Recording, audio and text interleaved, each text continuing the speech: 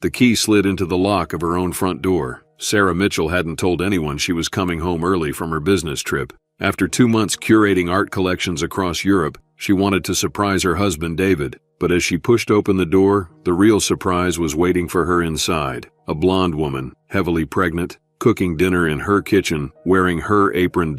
Before we continue the story, let us know where you're watching from. After 2 exhausting months in Europe, Sarah had managed to wrap up her exhibition tour 3 weeks early. The 16-hour flight from Milan to Chicago had left her drained, but the thought of seeing her husband David's face when she walked through the door kept her going through the jet lag. Their marriage had weathered its share of challenges over the past 8 years. David, an investment manager at Continental Trust Bank, had always supported Sarah's career, even when it took her away for weeks at a time. They'd built what Sarah believed was a solid partnership, childless by mutual choice, focused on their careers, with a beautiful home in the suburbs of Chicago that they'd spent years perfecting. As Sarah's taxi pulled into the tree-lined street of her neighborhood, she felt that familiar sense of relief. Home, finally. But as the car approached her house, something felt off. "That's strange," Sarah murmured, noticing a sleek black BMW she didn't recognize parked in her usual spot in the driveway. Maybe David bought a new car, she wondered, but immediately dismissed the thought. David would have mentioned such a major purchase in their daily calls. As the taxi driver helped her with her luggage, Sarah noted more discrepancies. The front garden had been completely redesigned. The carefully selected hypoallergenic plants she'd insisted on due to her severe allergies had been replaced with vibrant hydrangeas. Beautiful, but exactly the flowers her immunologist had warned her to avoid. The exterior lighting had changed too. The warm golden sconces that had taken them months to source from an artisan in Vermont had been replaced with harsh, modern blue LED fixtures that gave the colonial-style home an oddly clinical appearance. Maybe he's planning a surprise renovation, Sarah thought, though the knot in her stomach suggested otherwise. Sarah paid the driver and wheeled her suitcase to the front door. That's when she heard it, unfamiliar music drifting through the windows. Not David's preferred jazz or her classical compilations, but pulsing electronic dance music that seemed entirely out of character for their household. Using her key, Sarah entered quietly. The entryway hit her with another shock. The carefully curated gallery wall featuring photographs from their travels had been replaced with large abstract prints in aggressive neon colors, precisely the style of art she had professionally critiqued as soulless commercial work in her last published review. "David?" she called out, hearing her voice crack slightly. No answer came over the pulsing music. Sarah moved deeper into the house, wheeling her suitcase behind her. Each room she passed showed evidence of transformation. Their neutral-toned living room now featured a vibrant purple sectional sofa replacing their beloved vintage leather couch. The bookshelves had been cleared of David's history books and her art volumes, now displaying decorative objects and few actual books. As Sarah approached the kitchen, the smell of unfamiliar spices grew stronger. She pushed open the swinging door and froze. Standing at her professional-grade range, a housewarming gift from her parents, was a woman Sarah had never seen before. Tall and slender except for a prominent baby bump, the woman had platinum blonde hair pulled into a messy but stylish bun. She wore Sarah's vintage Parisian apron, the one Sarah's grandmother had given her, stretched awkwardly over her pregnant belly. For what seemed like an eternity, Sarah stood silent, trying to process the scene. The woman hadn't noticed her yet, humming along to the music as she stirred something in Sarah's copper cookware. Then, as if sensing a presence, the woman turned. Sarah expected shock, embarrassment, perhaps panic at being discovered. Instead, the blonde woman's perfectly made-up face registered only mild surprise before settling into a practiced smile. "You must be Sarah," the woman said calmly, placing the wooden spoon on the spoon rest. "David said you wouldn't be back for another 3 weeks." Sarah felt as if the floor had disappeared beneath her feet. The casual tone, the knowledge of her schedule, the comfortable way this stranger occupied her space, it all suggested something far beyond a brief indiscretion. "Who are you?" Sarah managed to ask, her voice barely audible over the music still pulsing through the house's speaker system. "And what are you doing in my home?" The woman reached for the tablet on the counter and turned down the music with a manicured finger. The sudden relative quiet felt even more unsettling. "I'm Eliza," the woman replied, resting one hand on her baby bump in what seemed like a deliberately protective gesture. "Eliza Carlyle. David didn't mention I'd be here, did he?" A small, knowing smile played across her lips. "That's so typical of him. Always putting things off until the last minute." Sarah's mind raced through possibilities, each worse than the last. A relative needing somewhere to stay? No. David was an only child whose parents had retired to Florida years ago. A friend in trouble? But why would she speak with such familiarity? "I don't understand," Sarah said, fighting to keep her voice steady. "Where is David? Why are you in our house? What's happening here?" Eliza tilted her head slightly, her expression shifting to one of practiced sympathy that never reached her eyes. "Oh dear," she said. "This is going to be more awkward than I thought." Eliza turned back to the stove, stirring whatever was in the pot with an air of complete ownership that made Sarah's blood boil. The woman was acting as if Sarah was the intruder in her own home. "David will be home in about an hour," Eliza continued, her tone conversational as if discussing the weather. "He's at our parenting class. Tuesday nights, you know." Sarah's legs felt weak. She pulled out one of the kitchen chairs, new, like so much else in the house, and sat down heavily, still in her travel clothes. "I think you need to explain exactly what's going on," Sarah demanded, finding strength in her rising anger. "Now," Eliza sighed, turning down the heat on the stove before facing Sarah. Her hand returned to her baby bump, in what Sarah was beginning to recognize as a calculated gesture. "This is awkward timing," Eliza said, leaning against the counter. "David and I were planning to call you next week. He's been meaning to tell you for months, but with the baby coming in just 8 weeks, we couldn't wait any longer." She glanced around the kitchen with a proprietary air. "I'm afraid you've interrupted our nesting phase." The casual cruelty of the statement hit Sarah like a physical blow. Nesting phase. As if this woman and David were a pair of birds building a home together in the house Sarah had helped design and pay for. "How long?" Sarah asked, her voice barely above a whisper. "How long what? How long have David and I been together? Or how long have I been living here?" Eliza asked with practiced innocence. "We've been seeing each other for almost 18 months. I moved in," she paused as if counting, "about 6 weeks ago, right after you left for Europe. 18 months. 6 weeks. The numbers pounded in Sarah's head. She and David had celebrated their 8th anniversary just 4 months ago, with a weekend trip to Napa Valley. Had he already been involved with this woman then? Had he been living a double life all this time? "I don't believe you," Sarah said, though part of her already did. The changes to the house, the comfortable way Eliza navigated the space, it all suggested her story was true. Eliza shrugged, returning to her cooking. "Believe what you want.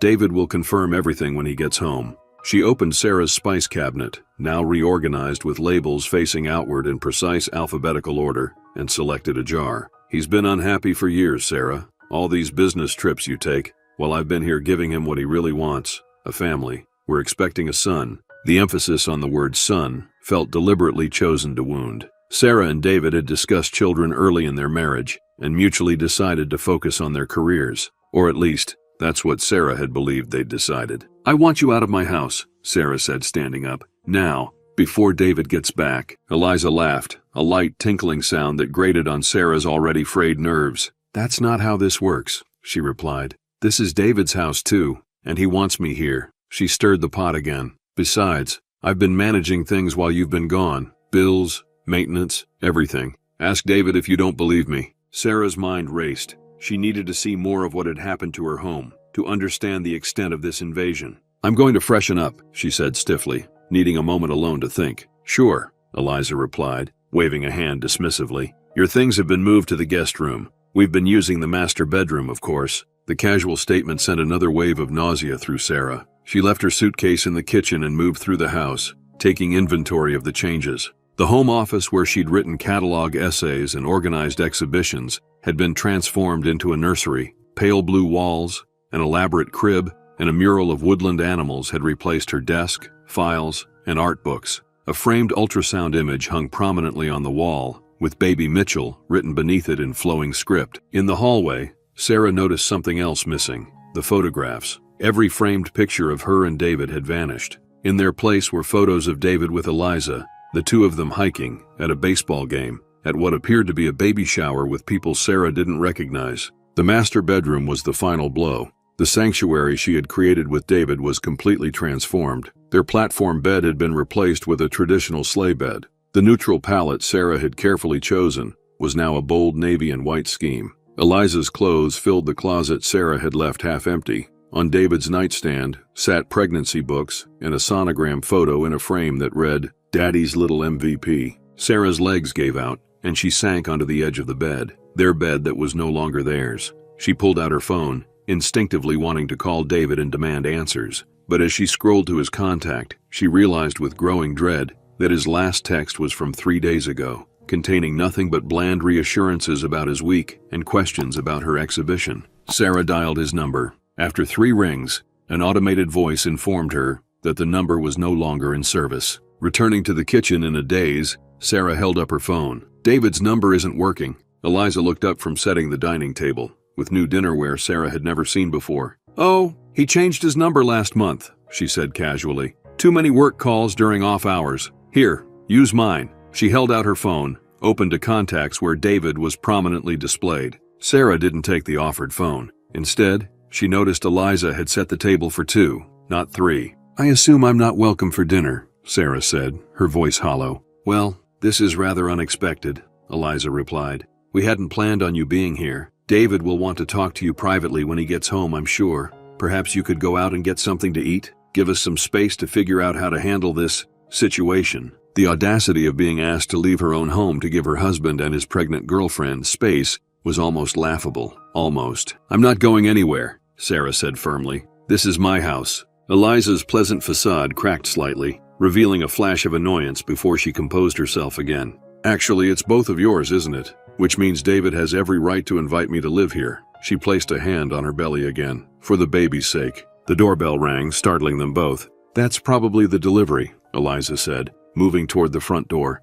We ordered a rocking chair for the nursery. As Eliza disappeared into the hallway, Sarah quickly went through the drawers in the kitchen island. Her organized system had been completely rearranged, but in the third drawer, she found what she was looking for, the file of house documents. She quickly rifled through, confirming that at least their mortgage paperwork seemed unchanged. From the entryway, she could hear Eliza signing for a delivery, her voice cheerful and completely at ease. This woman had thoroughly embedded herself in Sarah's life, with apparently no reservations or guilt. Sarah's phone vibrated with an incoming text. It was from Megan, her best friend since college, who also happened to work at Continental Trust Bank alongside David. Hey, you back early? Tried your house phone but no answer. Need to talk to you ASAP about David. Something weird with the Henderson account. Call me. Before Sarah could respond, she heard a car pull into the driveway. Through the kitchen window, she saw David's silver Audi parking beside the black BMW. Her husband was home. Sarah felt a strange calm settle over her.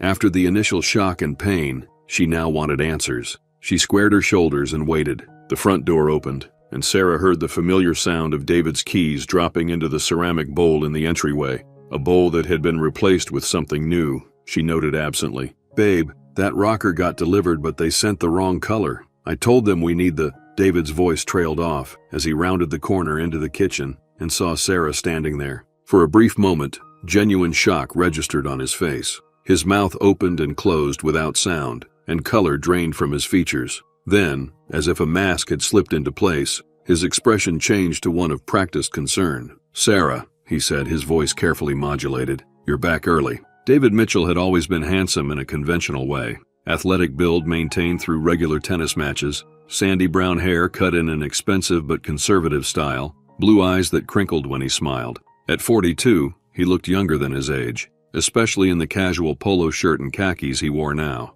But as Sarah studied the man she'd been married to for 8 years, she realized she was seeing him clearly for perhaps the first time. The way his eyes darted between her and Eliza, the slight tension in his jaw, the calculated distance he maintained, standing closer to Eliza than to his wife. Obviously, Sarah replied coolly. I've met Eliza. David nodded slowly, moving to stand beside the pregnant woman. His hand automatically went to the small of Eliza's back in an intimate gesture that told Sarah everything about their relationship. I was going to tell you when you got back, David said, his tone rehearsed. This isn't how I wanted you to find out. Find out what exactly? Sarah asked. That you moved your pregnant girlfriend into our home while I was away? That you've redecorated the entire house? That you've changed your phone number? Which part were you planning to tell me, David? David exchanged a look with Eliza before answering. All of it. Sarah, I know this is a shock, but Eliza and I, it just happened. We're in love. The cliché was almost worse than the betrayal. It just happened.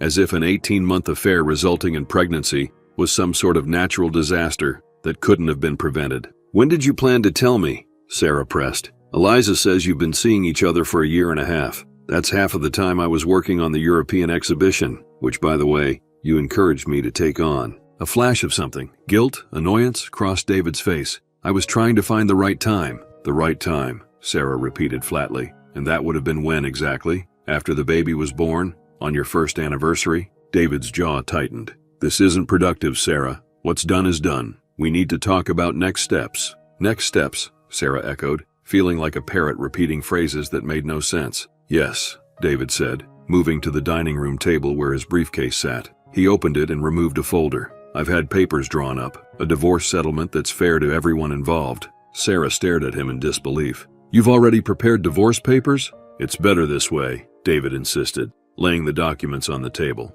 Clean break. You get to keep focusing on your career, and Eliza and I can focus on our family. The casual cruelty of his words hit Sarah anew. 8 years of marriage, dismissed so easily. I need you to sign these tonight, David continued, his tone becoming more businesslike. My attorney advised that we resolve this quickly, for everyone's benefit. Tonight? Sarah asked incredulously. You expect me to sign divorce papers without even reading them? Without my own attorney? David's expression hardened slightly. It's a generous settlement, Sarah. You get to keep your art collection, your personal investments. I'm not trying to take advantage of you. Sarah approached the table and glanced at the papers without touching them. Even from a cursory look, she could see it was far more than just divorce papers. There were documents related to their joint accounts, the house, and something about the Henderson Family Trust. Why are there documents about my family's foundation in here? Sarah asked, suspicion growing. Just formalizing the separation of our financial interests, David said smoothly. You know I've been helping manage some of the Henderson investments. This just clarifies that I'll no longer have any involvement. Something didn't add up. David had indeed helped with some investment advice for her family's foundation, but he'd never had signing authority or direct access to those accounts. Sarah's phone vibrated again. Another text from Megan. Don't sign anything. Something's wrong with the Henderson account. Call me ASAP. Sarah glanced up to see both David and Eliza watching her intently. I need time to review these, Sarah said, buying time, and I need to speak with my own attorney. There's no time for that, David insisted, his voice taking on an edge she'd rarely heard. I need you to sign these papers and move out as soon as possible, for the baby's sake. There was that phrase again, for the baby's sake, as if an unborn child somehow entitled them to her home and rushed legal proceedings. Move out, Sarah repeated. This is my house too, David. My name is on the mortgage. Where exactly do you expect me to go tonight? You can stay at a hotel for a few days, Eliza interjected, just until you find a more permanent arrangement. We've already packed some of your essential items. She gestured toward a suitcase Sarah hadn't noticed before, sitting by the kitchen door. The rest of your things are in storage. You packed my things? Sarah felt her composure slipping. You put my possessions in storage without my permission? We needed the space, David said unapologetically, for the nursery and Eliza's things. This is insane, Sarah said, shaking her head. You can't just erase me from my own life and expect me to cooperate. Be reasonable, Sarah, David said, his tone patronizing. This situation is difficult for everyone. The sooner we resolve it, the better. As David spoke, Sarah noticed Eliza moving toward the kitchen island where her purse sat. The blonde woman casually removed something that looked like prescription medication, swallowing a pill with water. What's that? Sarah asked, momentarily distracted. Prenatal vitamins, Eliza answered smoothly. Doctor's orders. David placed a pen on top of the papers. Sarah, please, just sign the documents. Then you can go, and we can all start moving forward. I'm not signing anything tonight, Sarah said firmly, and I'm not leaving my house. David's expression darkened. You're making this more difficult than it needs to be. Am I? Sarah countered. You've been having an affair for over a year, moved another woman into our home, changed the locks on my office, disposed of my belongings, and prepared legal documents I've never seen before. But I'm the one making things difficult. You were never here, David snapped, his composure finally cracking. Always at some gallery or exhibition or auction. What did you expect? I expected fidelity, Sarah replied coldly. It's generally considered a basic component of marriage. David laughed bitterly. Marriage requires presence, Sarah. You chose your career over our relationship years ago. That's not fair, Sarah protested. We agreed on our priorities together. You encouraged my career. Things change, David said, glancing at Eliza. People change. I want a family, Sarah. Something you were never interested in. Before Sarah could respond, her phone rang. Megan again. Sarah knew she needed to take this call. I need to use the bathroom, she said abruptly.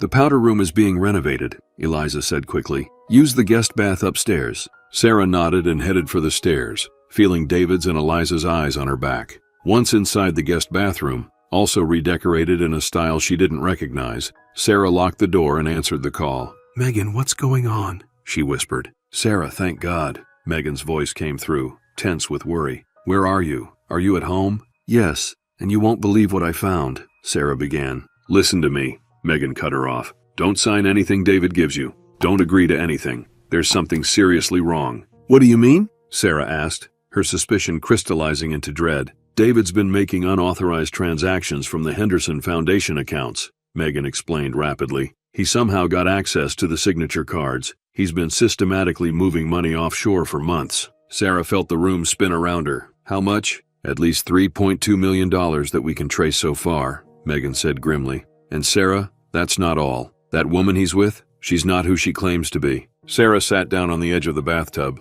her legs suddenly unable to support her weight. What do you mean she's not who she claims to be? Sarah whispered, keeping her voice low despite the running water she'd turned on for privacy. Her name isn't Eliza Carlisle, Megan explained urgently. It's Elizabeth Kaplan. She's a known financial fraudster who's been investigated for similar schemes in Boston, Miami, and Seattle. She targets wealthy individuals, especially those with access to family money or investment accounts. Sarah's mind raced, pieces falling into place with sickening clarity. David's insistence on her taking the European assignment, the sudden pregnancy announcement, the urgency to sign papers tonight. The pregnancy, Sarah breathed. Is it even real? Based on her previous MO, probably not, Megan replied. In Seattle, she wore a prosthetic pregnancy belly to gain sympathy from her Mark's family, created a whole story about carrying twins. Sarah recalled the protective way Eliza kept touching her belly, how she'd conveniently taken prenatal vitamins right in front of her. How do you know all this? Sarah asked.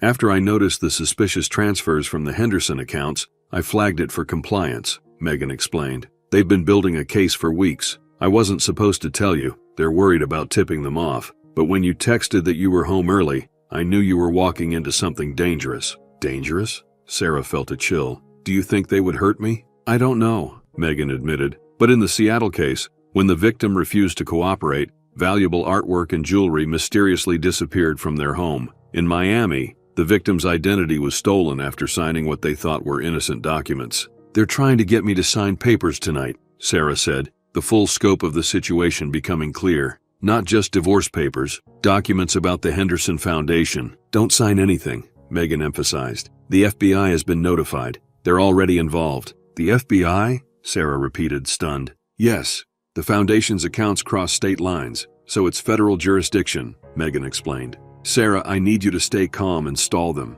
Can you do that? Just find excuses not to sign or leave until help arrives. How long? Sarah asked, checking her watch. It was just past 7 p.m. I don't know exactly, but soon, Megan promised. They were already monitoring the situation. Knowing you're there will accelerate their timeline. Sarah took a deep breath, steadying herself. Okay, I'll stall. Be careful, Megan warned. David's been moving money for months. They're not amateurs, Sarah. After ending the call, Sarah stared at her reflection in the mirror. The woman looking back at her seemed like a stranger, travel-worn, shocked, betrayed. But underneath the hurt, Sarah felt something else emerging. Determination. This wasn't just about David's infidelity anymore. This was fraud, theft, and they were trying to use her to access her family's charitable foundation, money dedicated to arts education for underprivileged children. Sarah splashed cold water on her face, ran her fingers through her hair, and steeled herself for what was to come. She had to keep them talking, keep them believing she might eventually cooperate,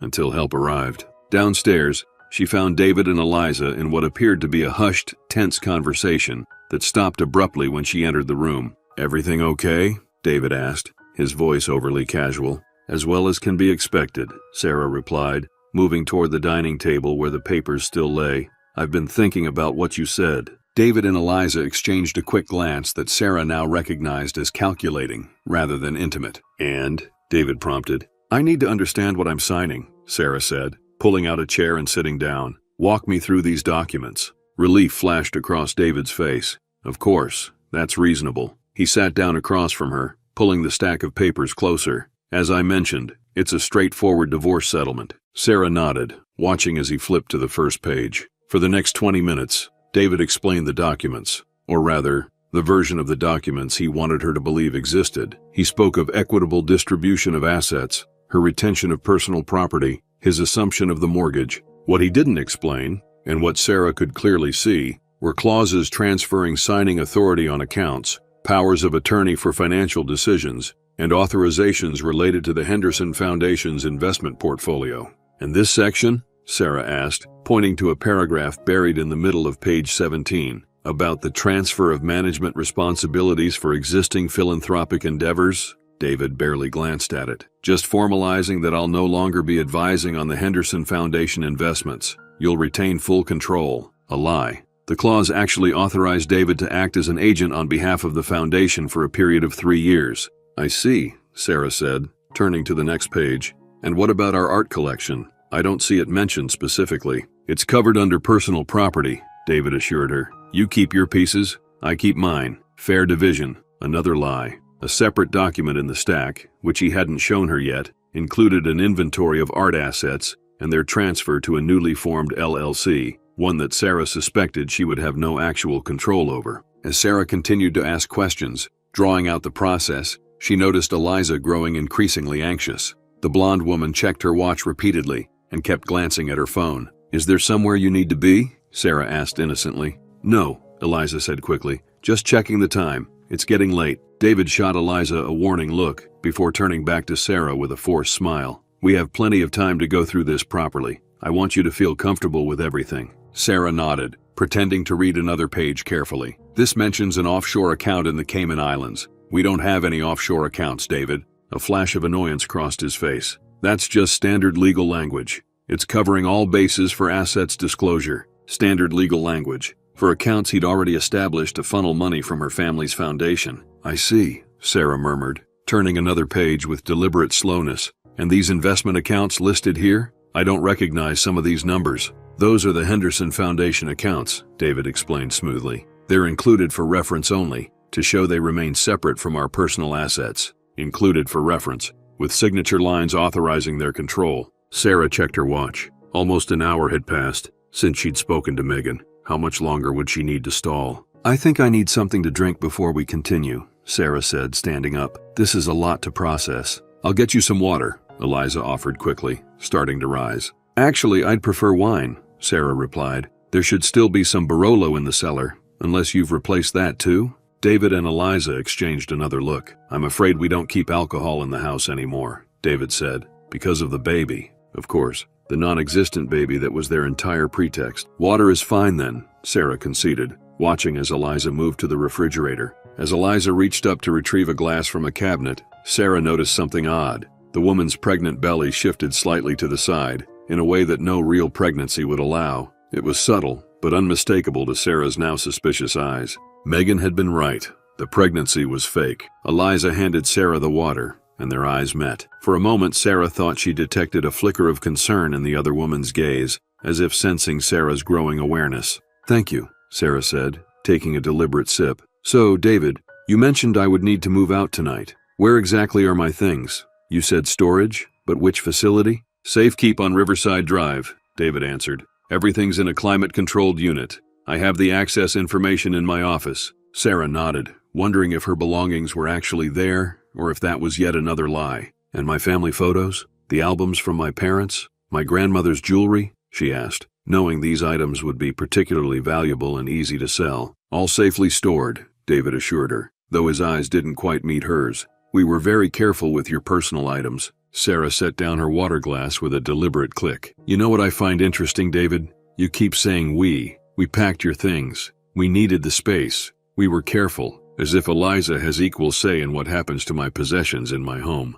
David's jaw tightened. Eliza is going to be my wife, Sarah. She's carrying my child. Of course I include her in decisions. Your wife, Sarah repeated. You haven't even filed for divorce yet, but she's already your wife. In all the ways that matter, David replied coldly. Sarah turned to Eliza, who had been watching their exchange with calculated attentiveness. How far along did you say you were, Eliza? 8 months? 32 weeks, Eliza confirmed, one hand automatically moving to her belly. That's interesting, Sarah said casually. Because 8 months ago, David and I were in Napa Valley celebrating our anniversary. He didn't mention he had a pregnant girlfriend then. Eliza's expression didn't waver. I wasn't pregnant then. We've only known about the baby for 5 months. I see, Sarah nodded, as if accepting this explanation. So you got pregnant after knowing each other for what? A year? That's fast. When you know, Eliza replied with practiced serenity. Enough about the timeline. David interrupted, clearly uncomfortable with this line of questioning. Let's get back to the documents. If we can finish tonight, you can take the signed copies with you. Take them where exactly? Sarah asked. You still haven't told me where I'm supposed to go at. She checked her watch. Nearly 9 o'clock at night. The Four Seasons has availability, David said. I checked this afternoon. They can accommodate you for as long as needed. How thoughtful, Sarah said dryly. You checked hotel availability before I even knew I needed a hotel. David's patience was visibly wearing thin. Sarah, please, just sign the papers. You can have your attorney review everything afterward if you're concerned, but I need these signatures tonight. Why the rush? Sarah pressed. If this is all above board and fair, as you claim, why does it have to happen right now? David glanced at Eliza before answering. My attorney advised completing this as quickly as possible, for clean closure. Your attorney advised getting signatures without independent legal review? Sarah asked skeptically. That seems unlikely for any reputable lawyer. David's expression hardened. You're being difficult on purpose. No, I'm being cautious, Sarah corrected, which seems reasonable when my husband of 8 years ambushes me with divorce papers and a pregnant girlfriend in one evening. Eliza stepped forward, her voice taking on a harder edge than before. David, this isn't working. She's not going to sign tonight. She will, David insisted, turning back to Sarah. Look, I've been more than patient. I've explained everything. I've offered a generous settlement. I've arranged accommodation for you. What more do you want? Time, Sarah said simply. Time to process, time to review, time to consult my own attorney. We don't have time, David snapped, mask slipping further. These need to be executed tonight. Why? Sarah challenged. What happens at midnight? Do you turn into pumpkins? Eliza's hand closed around David's arm in warning. David, enough. We can revisit tomorrow. But David shook her off, leaning across the table toward Sarah. Sign the papers, Sarah, now, or things will become much less pleasant. Sarah felt a chill at his tone but maintained her composure. Are you threatening me, David? I'm stating facts, he replied coldly. You can make this easy or difficult. Your choice. As tension filled the room, Sarah noticed Eliza checking her phone again, typing something quickly before putting it away. The woman's nervousness was becoming more apparent by the minute. Just then, Sarah's own phone vibrated with an incoming text. Glancing down, she saw Megan's name and a simple message. ETA 15 minutes. 15 minutes. She just needed to stall a little longer. Let me think about this, Sarah said, picking up the stack of papers and leafing through them, as if reconsidering. If I sign tonight, what exactly happens next? David seemed to relax slightly, believing she was finally cooperating. You'll take these copies with you to the Four Seasons. Tomorrow the transfers will be processed through our respective attorneys. By the end of the week, everything will be officially separated. And the house? Sarah asked. When would I need to formally move out? Technically, you'd have 30 days, David replied. But given the circumstances, sooner would be better, for everyone. Sarah nodded thoughtfully. And my personal items at this storage facility, I'd have immediate access?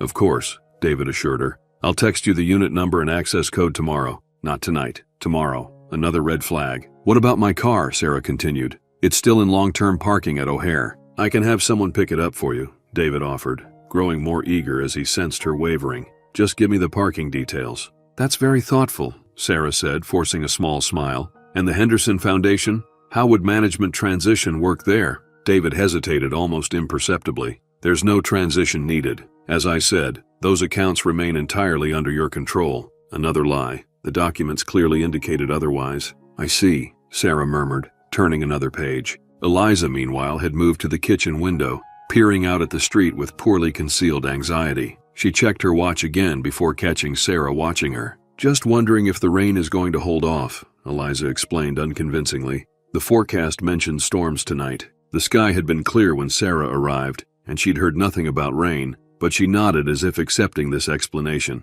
David, Sarah said, returning her attention to her husband, if I were to sign these tonight, I'd want to make one small change. This clause about the Henderson Foundation investments, I'd prefer to remove it entirely since you say it's not relevant anyway. David's expression tightened. The documents are a package, Sarah. My attorney prepared them to be comprehensive. Removing sections could invalidate the whole agreement. I don't see how removing an irrelevant clause would invalidate anything, Sarah pressed, if it's just standard language as you claimed. Let's not complicate things, David insisted. The papers are ready as they stand. Sarah set down the documents and leaned back in her chair. I think I need more time to consider all this. It's a lot to process in one evening. David's mask of patience finally slipped completely. Damn it, Sarah. Just sign the fucking papers." The outburst hung in the air between them. Eliza hurried back from the window, placing a warning hand on David's shoulder. "David," she murmured, "calm down." But David shrugged her off, standing abruptly. "We don't have time for this.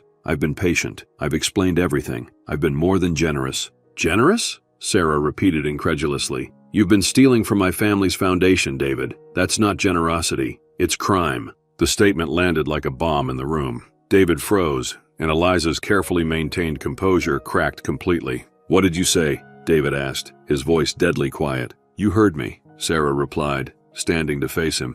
"I know about the unauthorized transfers. I know about the offshore accounts. Did you really think no one would notice $3.2 million disappearing?" David and Eliza exchanged panicked looks. "You don't know what you're talking about," David tried, but his voice lacked conviction. "Don't I?" Sarah challenged. "Continental Trust has flagged the transactions, David. It's already been reported." "She's bluffing," Eliza said quickly. "She just got back. She can't know anything." Sarah turned to the blonde woman. "I know enough, Elizabeth. Or do you prefer Eliza these days?" The color drained from Eliza's face. "What did you call me?" "Elizabeth Kaplan," Sarah said clearly. "That is your real name, isn't it? Not Eliza Carlyle." For a moment, no one moved. Then David recovered, forcing a laugh that sounded hollow even to his own ears. "This is ridiculous, Sarah. You're making wild accusations because you're upset about our relationship." "Am I?" Sarah countered. "Then explain why Continental Trust Compliance has been building a case for weeks. Explain why the FBI is involved." "FBI?"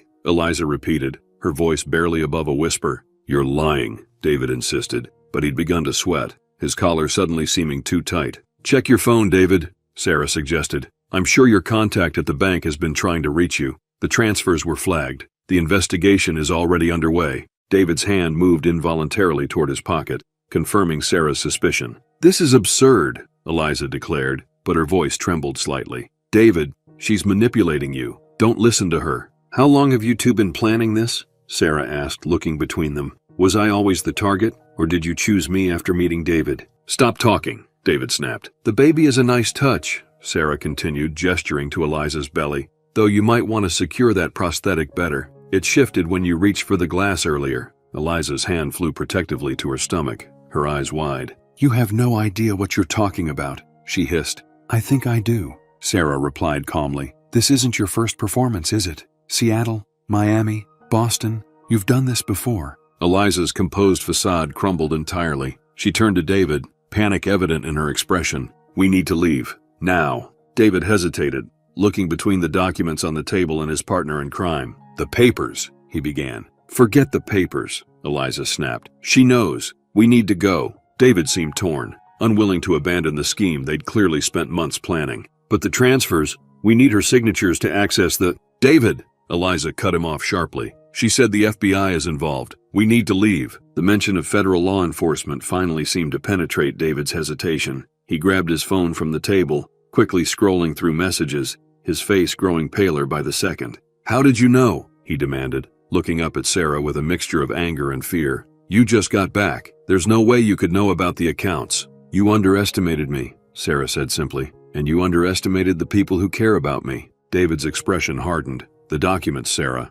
Sign them, and we'll leave you alone. One signature, and this all goes away." "It's too late for that," Sarah replied. "As I said, the investigation is already underway." "She's lying," Eliza insisted, though less convincingly than before. "The authorities would be here if what she's saying was true." As if on cue, headlights swept across the front windows as a vehicle pulled into the driveway. Eliza rushed to the window, pushing aside the curtain. "It's too early," she whispered, her voice filled with dread. "They weren't supposed to be here until midnight." David joined her at the window, his face draining of the little color it had left. "Who was coming at midnight?" Sarah asked, though she already suspected the answer. "Movers for my remaining belongings? Or maybe someone to help with those offshore accounts?" Neither David nor Eliza answered, transfixed by whatever they were seeing outside. "It's over," Sarah said quietly. "Whatever you were planning, it's done." David turned to her, desperation replacing his earlier confidence. "Sarah, listen to me. You don't understand what's happening. We can work this out.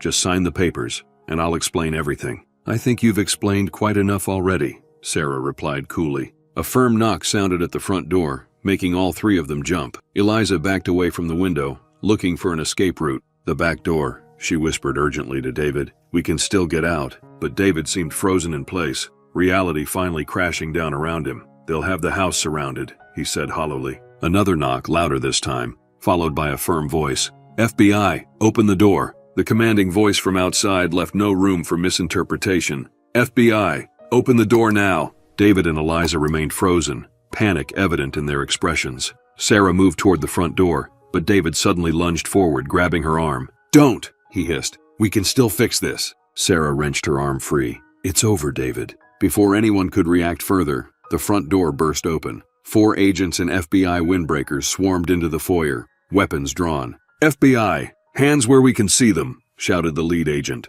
a tall woman with short dark hair and intense focus. David raised his hands slowly, his face ashen. Beside him, Eliza did the same, though her eyes darted frantically around the room as if still seeking escape. "Sarah Mitchell?" the female agent asked, quickly scanning the room. "That's me," Sarah confirmed, stepping forward with her hands visible. "Agent Cassandra Kim, FBI Financial Crimes Division," the woman said, holstering her weapon as other agents moved to secure David and Eliza. "Are you all right, Mrs. Mitchell?" "I'm fine," Sarah assured her, though fine seemed like a gross simplification of her emotional state. Agent Kim nodded, then turned her attention to the other 2 people in the room. "David Mitchell and Elizabeth Kaplan, you're under arrest for wire fraud, identity theft, conspiracy to commit financial crimes, and attempted theft from a charitable foundation." As the agents began to handcuff David, he struggled briefly. "This is a misunderstanding. Sarah, tell them. This is just a divorce matter." Agent Kim ignored his protests, continuing to recite his rights as another agent secured his wrists behind his back. The agent handling Eliza had a more difficult time. As he attempted to cuff her, Eliza's pregnant belly shifted dramatically to one side. "Careful with that," Eliza snapped. "It's expensive." The agent paused, looking down at the prosthetic in confusion. "Ma'am, I need you to remove that device." Eliza glared, but reached under her shirt with her still free hand, unfastening something. The entire pregnancy belly came away in one piece, revealing her slim frame underneath. She dropped the sophisticated prosthetic onto the floor with a dull thud. Sarah stared at the discarded fake belly. Even knowing it wasn't real, seeing the physical evidence of the deception was jarring, a tangible symbol of the elaborate lies that had been constructed around her. Agent Kim approached Sarah, while the other agents continued processing David and Eliza. "Mrs. Mitchell, I know this is a shock. We've been building this case for several weeks based on financial evidence, but we weren't expecting to find you here tonight. According to our information, you weren't due back for another 3 weeks." "I finished my work early," Sarah explained, feeling oddly detached as she watched the scene unfold in her own living room. "I wanted to surprise my husband." A flicker of sympathy crossed Agent Kim's professional demeanor. "Quite a surprise all around, it seems. We need to ask you some questions, but they can wait until tomorrow if you prefer." "No," Sarah said firmly. "I want to understand what's happening. What exactly were they doing?" Agent Kim gestured toward the dining table where the document still lay. "May I?" Sarah nodded, and the agent flipped through the papers with gloved hands. "Based on our investigation, your husband and Miss Kaplan were attempting to gain control of your family's charitable foundation through fraudulent documentation," Agent Kim explained. "These papers contain hidden clauses that would have given them signing authority over the Henderson Foundation accounts. They've already managed to transfer over $3 million to offshore accounts, but they needed your signature to access the bulk of the foundation's assets." Sarah felt sick. "And the divorce? Was that just part of the scheme too?" "The divorce was real enough," Agent Kim confirmed, "but expedited and structured to their advantage. Had you signed these papers, you would have unknowingly surrendered not just your marital assets, but control of your family's foundation." From the foyer, Sarah could hear David still protesting as agents led him toward the door. "Sarah, don't listen to them. This is all a misunderstanding." Elizabeth Kaplan, in contrast, remained coldly silent, her calculating eyes fixed on Sarah with unmistakable hatred. "How did you find them?" Sarah asked Agent Kim. "Megan, my friend, she said you were already investigating. We received a report from compliance officers at Continental Trust Bank about suspicious transfers from the Henderson Foundation accounts," Agent Kim explained. "The pattern matched previous cases involving Miss Kaplan. When we began surveillance, we discovered her connection to your husband." The agent picked up a document from the stack, pointing to a particular clause. "This is especially sophisticated work. The authorization for wire transfers is embedded within standard divorce language about asset division. Most people wouldn't catch it without careful legal review." Sarah thought back to David's insistence that she sign immediately, without consulting her own attorney. The urgency made sickening sense now. Were they working alone? Sarah asked, remembering Eliza's mysterious phone checks and the comment about someone coming at midnight. No, Agent Kim confirmed. We've identified at least 3 accomplices. 2 were apprehended approaching the back of your property, just as we entered. The third, she paused as her radio crackled. After listening briefly, she continued, has just been apprehended 3 blocks away, attempting to flee in a rental van. A van? Sarah repeated. Based on previous cases, they likely plan to empty your home of valuables tonight, Agent Kim explained. Art, jewelry, electronics, anything easily transported and sold. Sarah glanced around her altered home, seeing it with new eyes. The redecorating hadn't just been about Eliza asserting dominance, it had been preparation for stripping the house of anything valuable. Agent Kim continued, Elizabeth Kaplan and her accomplices target wealthy individuals with access to family money or investment accounts. They've stolen over $12 million in the last 3 years, using variations of this exact scenario. And David? Was he a victim too? Sarah asked, though she already suspected the answer. Agent Kim's expression hardened slightly. Initially, we believed Mr. Mitchell might have been manipulated, unaware of Miss Kaplan's true intentions. However, electronic evidence recovered from his office computer shows he was a willing participant once he understood the potential financial gain. He's been actively assisting with the fraud for at least 6 months. The confirmation of David's willing participation hit Sarah like a physical blow. This wasn't just infidelity or midlife crisis, it was calculated criminal behavior. I'd like to speak with your friend Megan Thompson tomorrow as well, Agent Kim added. Her alert to you and to our office likely prevented much greater losses. Sarah nodded numbly. Of course. As the agents led David and Eliza outside to waiting vehicles, additional FBI personnel entered, beginning to document and search the house. One agent carried in a large evidence container. We'll need to process the scene, Agent Kim explained. It may take several hours. Is there somewhere you can stay tonight, Mrs. Mitchell? The irony wasn't lost on Sarah. She was still being asked to leave her own home, just under very different circumstances than David and Eliza had planned. I can call Megan, Sarah said, or a hotel. Agent Kim nodded. Take whatever personal items you need for the night. We'll provide security for the property until our search is complete. As Sarah moved to gather some essentials, she passed by one of the agents carefully placing the prosthetic pregnancy belly into an evidence bag. The agent looked up as she approached. We found 3 more of these upstairs, he informed Agent Kim. Different sizes. Looks like they were documenting a progressive pregnancy. Agent Kim nodded. Add them to the evidence log and check the medicine cabinet. There were likely fake prenatal vitamin bottles as well. Sarah continued to the guest room, where Eliza had said her things had been moved. Opening the door, she found not her belongings, but more evidence of the elaborate scheme. The room contained several suitcases, fake identification documents spread across the bed, and what appeared to be financial records. Agent Kim, Sarah called out, you might want to see this. The agent appeared in the doorway, surveying the room with practiced efficiency. This is exactly what we needed, she said, immediately radioing for the evidence team. Looks like they were preparing to flee the country. Sarah picked up a passport from the bed. It contained her husband's photo, but a different name. Beside it lay plane tickets to the Cayman Islands dated for the following week. They weren't just after the foundation money, were they? Sarah asked quietly. They were going to take everything. That's their usual pattern, Agent Kim confirmed.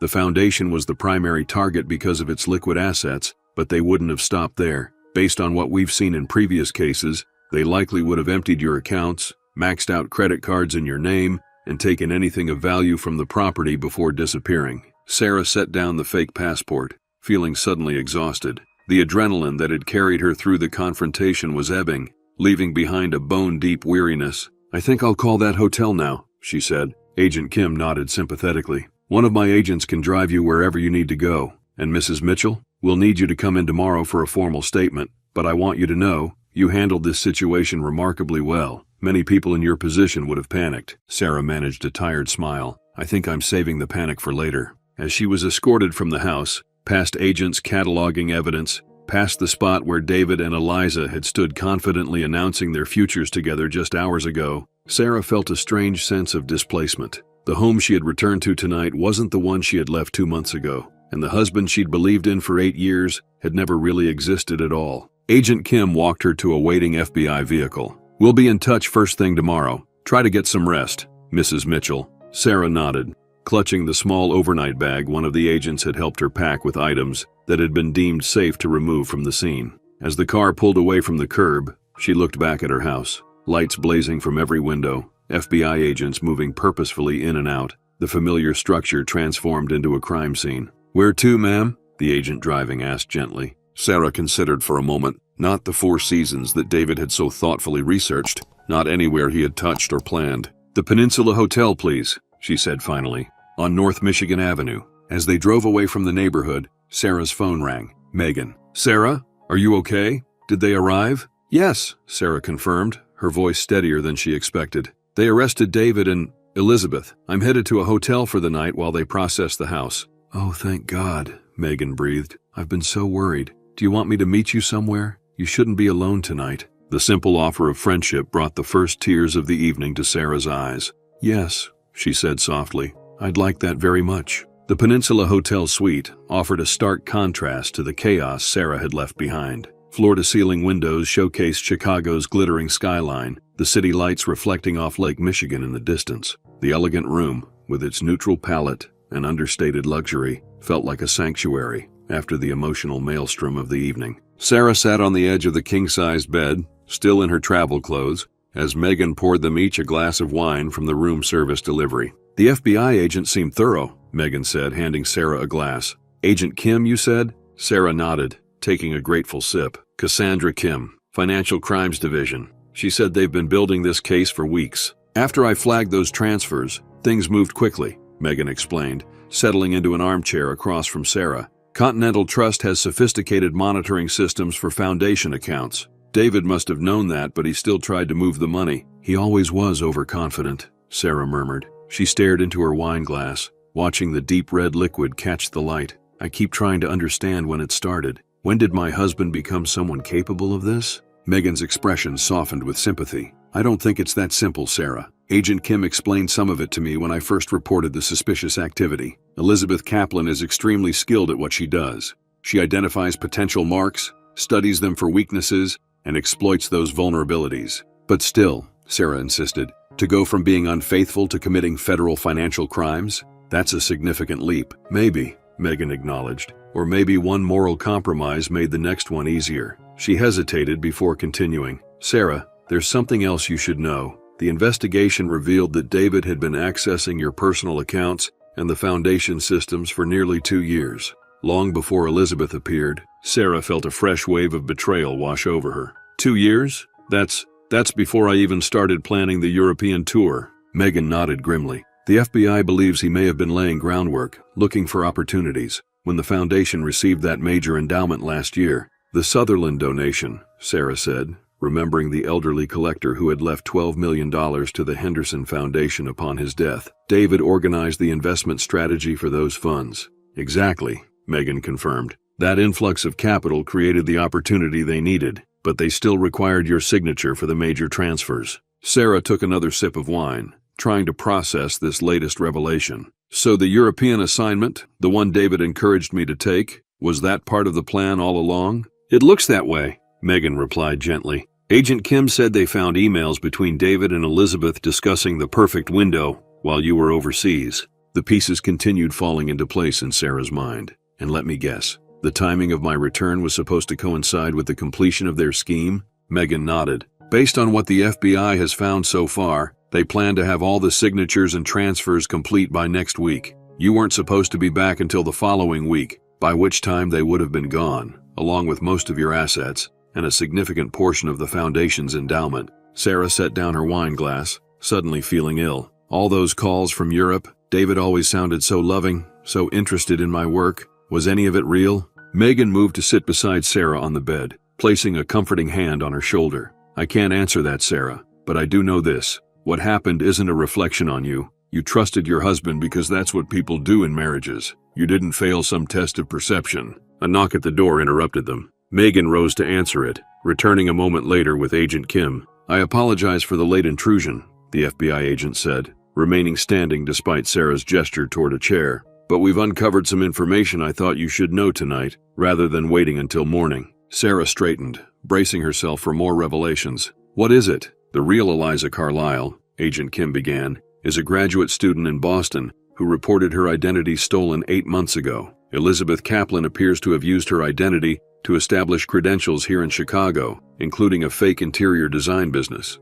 Interior design? Sarah repeated, thinking of the dramatic changes to her home. Agent Kim nodded. It provided a convenient cover for her presence in your house and the subsequent alterations. But that's not why I'm here. She hesitated briefly. Mrs. Mitchell, the evidence team found several hidden cameras installed throughout your home. Sarah felt her skin crawl. Cameras? For what purpose? Based on preliminary forensics, they were installed approximately 7 months ago, Agent Kim explained. The footage was being stored on a secure cloud server we've now accessed. It appears they were monitoring your routines, your conversations, even your private financial discussions. 7 months, Sarah echoed hollowly. While I was still living there, before I left for Europe, Agent Kim nodded grimly. We believe David installed them at Elizabeth's direction as part of their information gathering. The cameras provided them with intimate knowledge of your life, your schedule, even your passwords and financial details you may have discussed at home. The violation felt profound, deeper even than the financial fraud or marital betrayal. The idea that her private moments had been surveilled, analyzed, and exploited by the man she had trusted most was almost too much to bear. There's more, Agent Kim continued. Among the evidence recovered was a detailed plan for what they termed Phase 3. Phase 1 appears to have been information gathering. Phase 2 was isolating you from your assets and obtaining the necessary signatures. Sarah almost didn't want to ask. And Phase 3? Agent Kim's professional demeanor softened slightly. I tell you this not to frighten you further, but so you understand the seriousness of what you've escaped. Phase 3 involved opening lines of credit in your name, maxing out existing accounts, and she paused, choosing her words carefully, ensuring you would be in no position to challenge their actions once discovered. What does that mean exactly? Megan asked when Sarah remained silent. They had prepared documentation suggesting Mrs. Mitchell was suffering from mental health issues, Agent Kim explained. Fabricated medical records, emails to a non-existent therapist, allegedly from Mrs. Mitchell, expressing paranoid thoughts. They were building a case to question her competency if she later challenged the transfers. Sarah felt a chill despite the warm room. They hadn't just planned to steal her money. They had prepared to destroy her credibility, her reputation, perhaps even her freedom. I know this is overwhelming, Agent Kim acknowledged, but I wanted you to have this information tonight because it underscores how comprehensive their planning was. This wasn't a crime of opportunity or a relationship gone wrong. It was a meticulously orchestrated fraud scheme. And David? Sarah asked, her voice barely audible. Was he fully aware of all this? Agent Kim's expression confirmed the worst before she even spoke. The evidence indicates he was an enthusiastic participant, Mrs. Mitchell. In fact, some of the more aggressive elements of the plan appear to have originated with him, not Miss Kaplan. The revelation landed like a physical blow. Sarah had been holding on to a faint hope that perhaps David had been manipulated, coerced in some way. The confirmation of his willing, even eager participation extinguished that last flicker of hope. What happens now? Sarah asked after a moment of heavy silence. They'll remain in custody pending arraignment, Agent Kim explained. Given the evidence we've already secured and the pattern of previous crimes for Miss Kaplan, I anticipate substantial charges and significant bail if granted at all. The U.S. Attorney's Office is already preparing the case. Will I need to testify? Sarah asked. Eventually, yes, Agent Kim confirmed. But we have substantial documentary evidence. Your testimony will strengthen the case, but it's not the entirety of it. After Agent Kim departed with promises of further updates in the morning, Sarah and Megan sat in silence for several minutes, the weight of these latest revelations settling between them. I don't even know who he was, Sarah finally said, her voice breaking. 8 years of marriage, and I never really knew him at all. Megan moved closer, wrapping an arm around Sarah's shoulders. Maybe no one did, Sarah. Maybe the person you thought you married never existed. Sarah leaned into her friend's embrace, finally allowing the tears she'd been holding back all evening.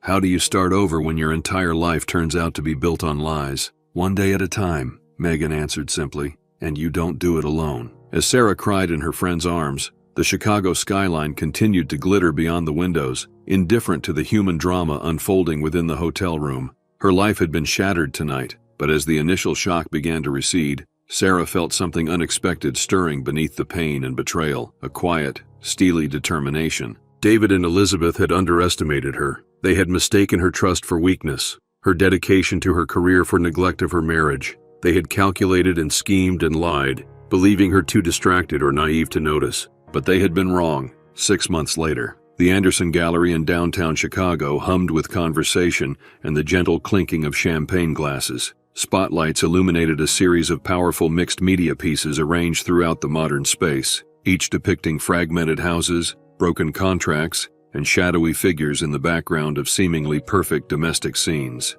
At the center of the exhibition stood Sarah Mitchell, greeting guests and discussing her curatorial vision. Gone was the shell-shocked woman from that April night. In her place stood someone stronger, more focused, with a quiet confidence that radiated from within. The exhibition challenges our assumptions about security and trust, Sarah explained to an art critic from the Tribune. Each artist explores deception from a different angle: financial fraud, identity theft, intimate betrayal, while examining how we rebuild in the aftermath. And the title? The critic asked, gesturing to the stark lettering on the gallery wall, Hidden in Plain Sight, The Art of Deception and Recovery. It speaks to the dual nature of the exhibition, Sarah replied, both the deception that often occurs right before our eyes and the recovery that must happen visibly, intentionally, to be complete. As the critic moved on to study a particularly powerful installation, Megan appeared at Sarah's side, offering a fresh glass of sparkling water. Full house, Megan observed. The reviews are already coming in online. They're calling it revolutionary and cathartic. Sarah smiled. It's not just my vision. Each of these artists has experienced some form of betrayal or fraud. That authenticity resonates with people. Speaking of which, Megan said, lowering her voice, Agent Kim just arrived. She said she has news. Sarah nodded, scanning the crowd until she spotted the FBI agent near the entrance, looking somewhat out of place in the artistic gathering despite her elegant pantsuit. Sarah excused herself and made her way through the crowd. Agent Kim, she greeted warmly. I'm glad you could make it. Please, it's Cassandra now, the agent replied with a smile. I'm not here in an official capacity tonight. I wanted to see the exhibition and to give you an update in person. They moved to a quieter corner of the gallery, where a bench offered respite from the crowded floor. The plea agreements have been finalized, Cassandra informed her. David accepted a deal, 15 years for wire fraud, conspiracy, and identity theft, with the possibility of parole after 10. In exchange, he's providing testimony against Elizabeth and their other accomplices. Sarah absorbed this information with a calm that would have been impossible 6 months earlier. And Elizabeth, she's fighting it, Cassandra replied. But with David's testimony and the mountain of evidence, the prosecutor is confident. She's looking at 20 to 25 years when all the charges from multiple jurisdictions are combined. Sarah nodded, feeling no joy but a certain sense of closure. And the foundation money? Almost all recovered, Cassandra confirmed. The offshore accounts have been frozen and the funds are being repatriated. The paperwork is slow, but the money is secure. That's what matters most, Sarah said. Those funds were meant to provide arts education to underserved communities, not to finance David and Elizabeth's escape. There's something else, Cassandra added. We've identified 3 more victims of Elizabeth's previous scams. They weren't as fortunate as you. They lost nearly everything before the fraud was discovered. The prosecutor wondered if you'd be willing to speak with them, perhaps help them through their recovery process. Your strength has been remarkable, Sarah. Sarah considered the request. 6 months ago, she might have wanted to put as much distance as possible between herself and anything related to the crime that had upended her life. But now, having channeled her experience into this exhibition, into something productive and healing, the idea of helping others felt right. I'd be happy to, she agreed. Perhaps they'd be interested in contributing to the next phase of this exhibition as well. We're expanding to include workshops on recovery and rebuilding. Cassandra smiled, impressed by Sarah's resilience. I'll let them know. As the agent departed to view the exhibition, Megan rejoined Sarah. Everything okay? She asked. Sarah nodded. The legal proceedings are wrapping up. Justice is being served. She glanced around the crowded gallery, at the powerful artwork and the engaged visitors. But this feels more important somehow. Turning pain into purpose, Megan observed. Exactly, Sarah agreed. David and Elizabeth tried to destroy my life, but they inadvertently gave me a new direction instead. Later that evening, as the last guest departed and the gallery staff began closing procedures, Sarah stood before the final piece in the exhibition, a powerful mixed media work she had created herself. The central image showed a house split in two, one half pristine and perfect, the other revealing hidden cameras, document shredders, and false bottoms and drawers. Layered throughout were fragments of the fraudulent documents David and Elizabeth had prepared, now rendered harmless as art materials. The FBI had permitted her to use redacted versions for the project after the evidence had been processed. At the bottom of the piece, Barely visible unless one looked closely was a small inscription, "The truth will out." Sarah gathered her things, preparing to leave. The renovated loft she now called home awaited her, a space entirely her own, decorated with items she had chosen herself, secured with a state-of-the-art system Cassandra had recommended. Her phone chimed with a text message from a number she didn't recognize. "Mrs. Mitchell, this is Claire from Seattle.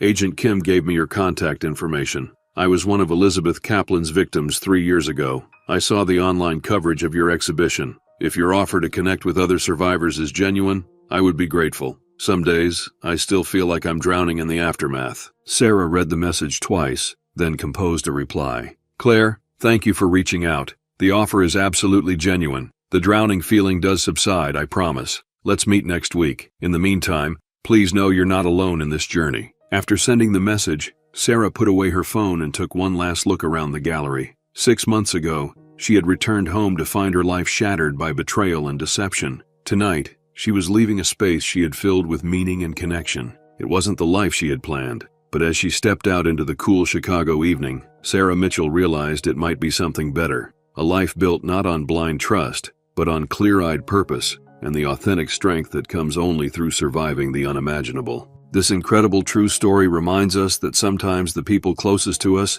can hide the darkest secrets. Sarah Mitchell's journey from betrayal to empowerment shows the remarkable resilience of the human spirit. I'd love to hear your thoughts in the comments below. Have you ever discovered someone in your life wasn't who they claimed to be? How did you rebuild trust afterward? Don't forget to subscribe and hit that notification bell to stay updated on more incredible